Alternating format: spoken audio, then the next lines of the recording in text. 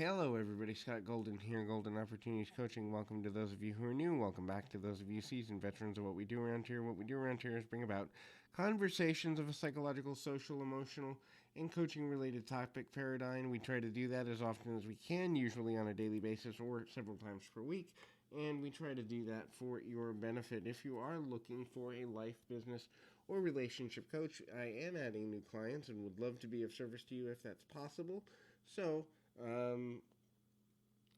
the ability to do that is something that I would love to do. You can reach out on Twitter at PO Perception or in the About Me section of this YouTube page to get more information. We're going to look at how the people with a full life or a fuller life kind of think and respond. And there's 5 or 6 things I want to run through here. A lot of these we've been touched on before, but I never know who's going to be here for the first time.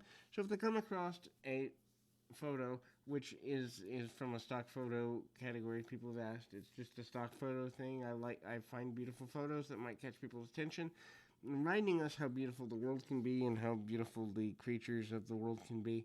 And if it draws people's attention, pops up on their YouTube, and then they listen, they might not have heard these things. If you subscribe and like and comment, and there's a topic we haven't covered, would love to cover new topics and new ground. So please feel free to ask. The first thing is people with a fulfilling life learn. They become students of life. Now, you can learn from just about any situation and any person. You can learn just as much from a homeless person as you can from a rich person. It's just you're learning different lessons. So there is no such thing as an opportunity in life where you can't learn something.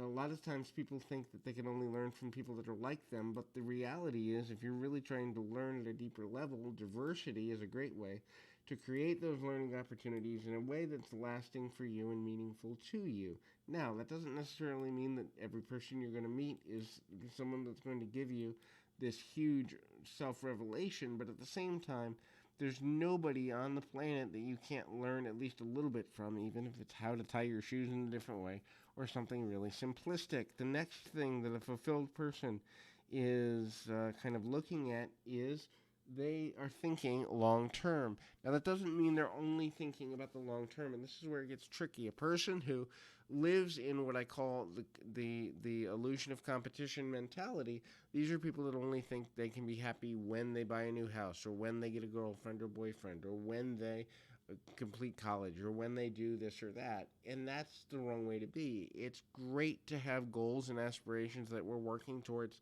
both a week from now, a month from now, a year from now, and several years out. Long-term planning is important because it gives us things to shoot for and sense of purpose. When we understand sense of purpose, which is actually the next thing on the list, why we do things, we actually accomplish more. When you don't have a compelling relationship with the reason why you're doing something and you go into autopilot and you go into automatic mind, then you're going to lose your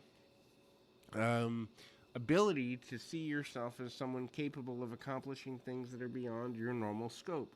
The more automatic you go into in your mindset and your patterns and routines, the easier it is to become listless or uninspired with what you're truly trying to accomplish. The next thing is purpose related and purpose driven living.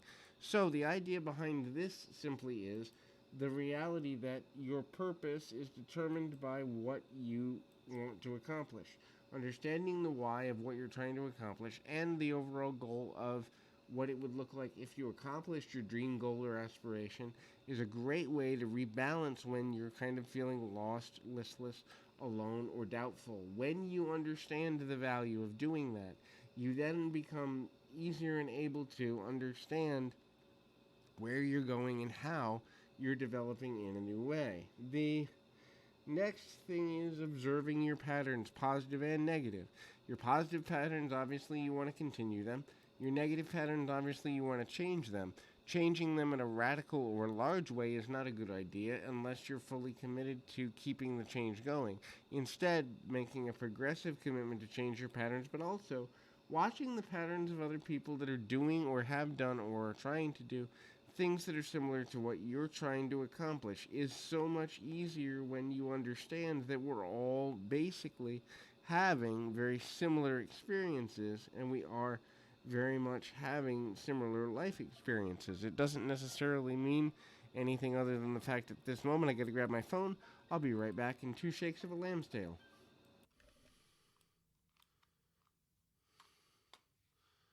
And so, I mean, it's overall a good thing to look at these types of issues as I guess, a viewpoint. The next thing to consider in that sort of situation is observe the patterns that you follow, the positive and negative patterns that come forward with where your life is going.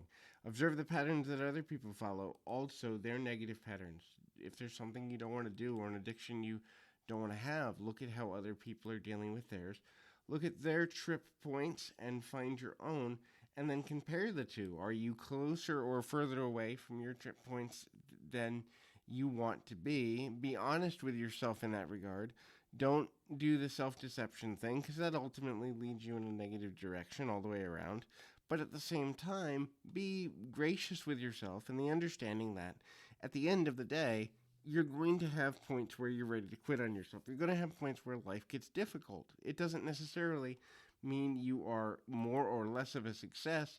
When these issues happen, it's just finding how you feel you should work through them, how you feel you should get through your daily life that leads you to a place where you really are in a healthy, happy environment of, overall balance. And that can take some time. The next thing to consider is your gut intuition.